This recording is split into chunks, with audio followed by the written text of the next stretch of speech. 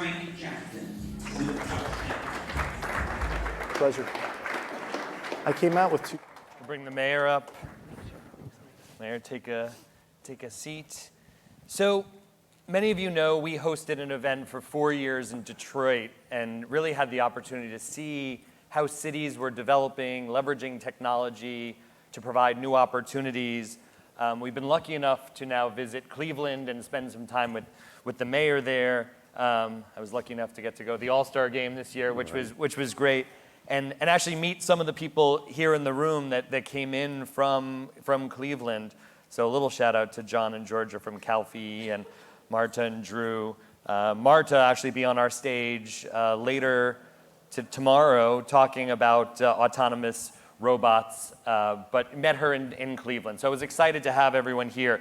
So Mayor Jackson sort of has been first elected in 2005, right? Longest standing mayor in Cleveland history. Right. And we got to spend time talking about the role of technology and how you see it as it pertains to serving your constituents and the citizens of Cleveland, but also as a driver of economic growth. Right. So talk first a little about how the city is leveraging various technologies to sort of become inclusive, to deliver better services to your constituents. Well, as we talked before, technology to me is a tool, and it's not the end game. But it's an essential tool as we look to the future. And since government our bottom line is service delivery is not profit, then we're measured by how well we deliver that service. And from a taxpayer's point of view, is how efficiently and how effectively and well you deliver that service. So we use technology in that way to help us be more efficient, less expensive, more effective in doing it, and really have a higher quality of service delivery that is measurable, and so we can hold people accountable too.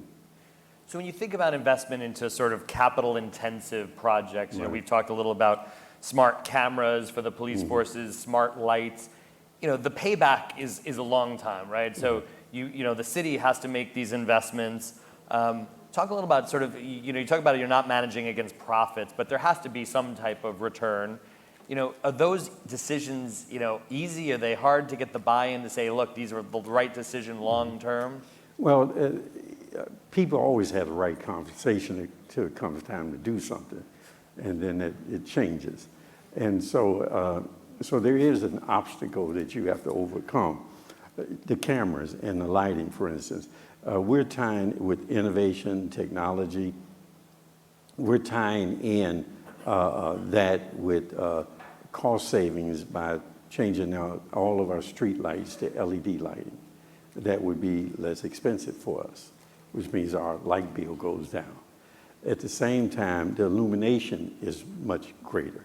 So it's a better lighting. At the same time, the technology allows us to instantly identify a light that's gone out, whereas now, if a light goes out, we depend on a citizen to call in. It could be months before we get around to doing that.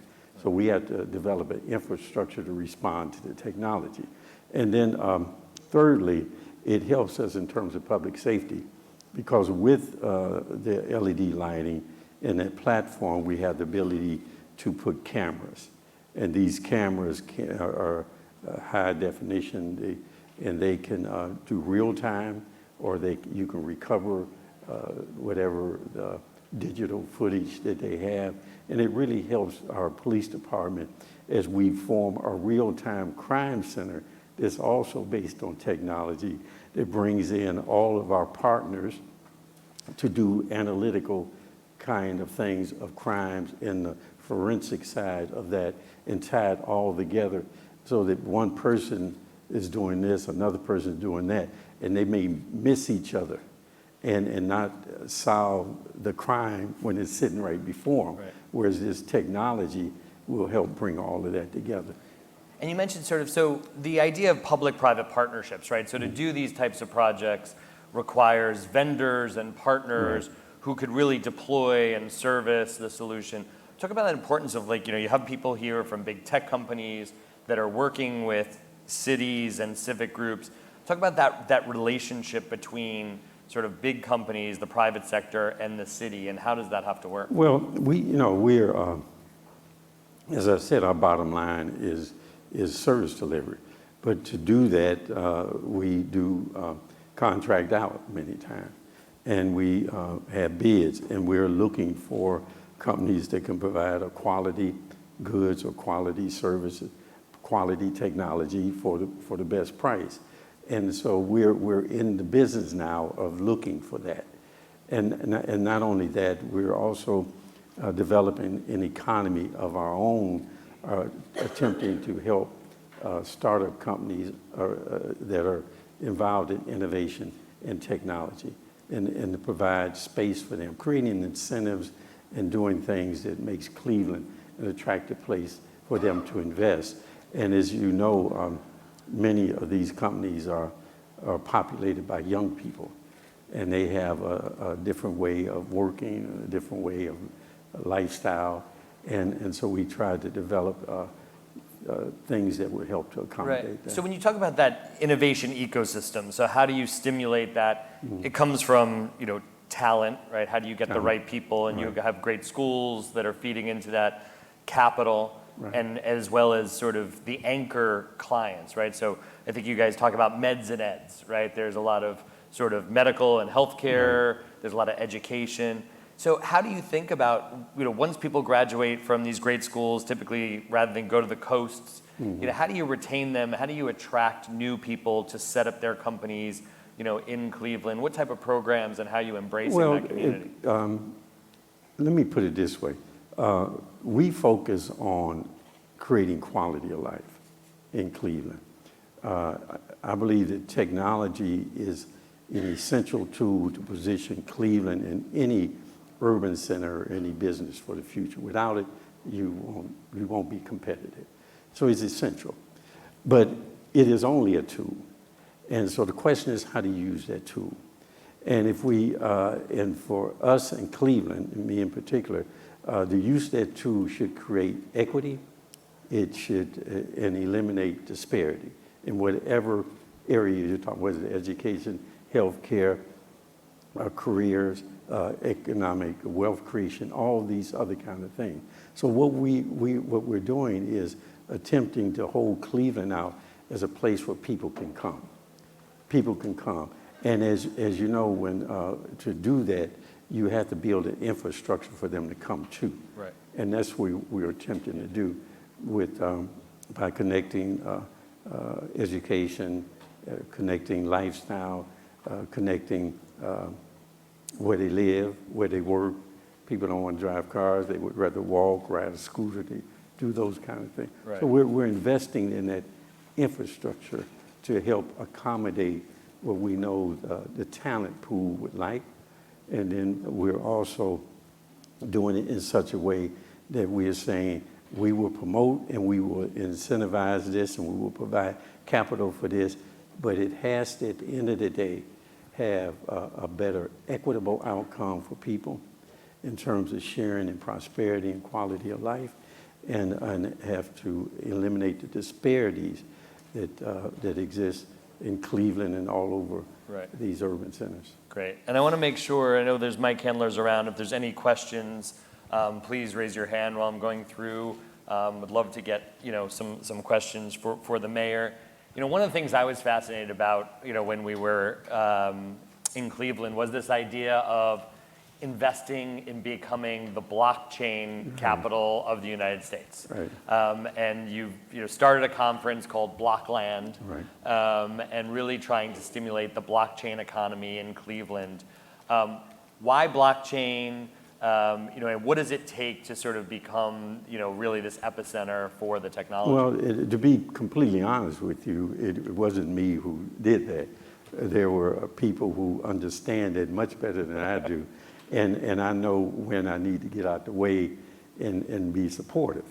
And that's what happened here. There were people who were investing in this, had the idea, the concept, the vision for it.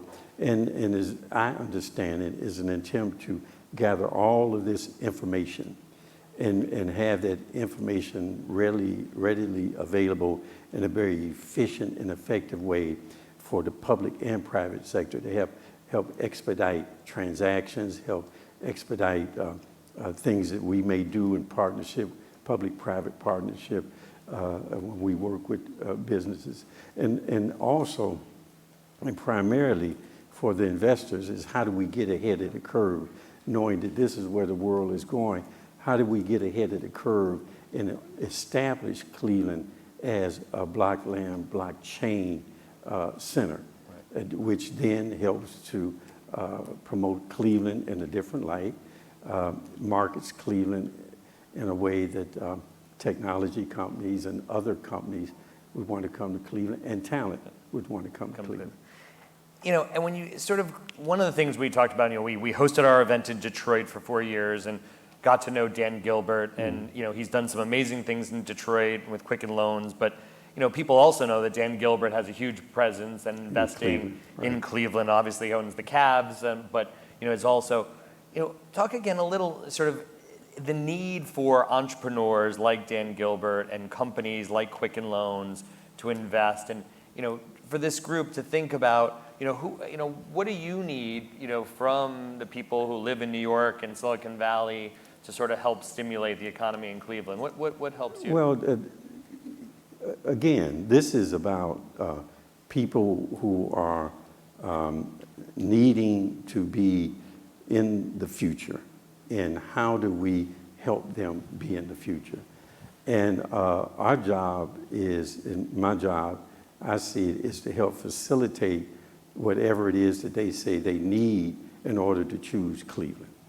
And I'm not the expert on that.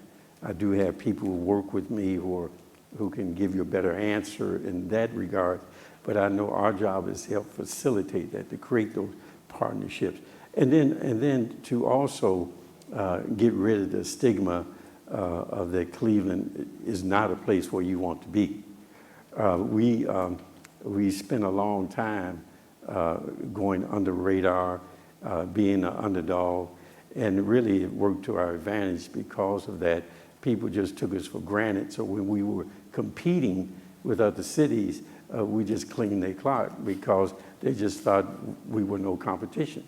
And that worked when we did the Republican National Convention, the International Gay Games, the Senior Games, all these things that we had to compete for. Well, we're doing the same thing with technology and innovation. Right. Where people are looking at us and say, well, Cleveland, I don't know. Well, I'd like for them to continue to look that way. But if any of you are interested, we are always willing to have a conversation and to show you the benefit of you being in Cleveland, not only to you, but to Cleveland itself and the people of the city of Cleveland. Yeah, so I don't know if Val, who heads up communications there, may will kill me, but you know, we'll invite you all to Cleveland. We will announce that we are doing an event in Cleveland at the end of April with our sister company Worth on Cities in 2020. So we'll hopefully get some of you to, you know, Cleveland next year. I think I hadn't been there in 35 years until I went for this this trip. It was an amazing city to see. So it's great to see what you're doing for the city. We have an article in the magazine about what's going on in Cleveland. So let's give a round of applause to the mayor of Cleveland, and we'll see you in April. So.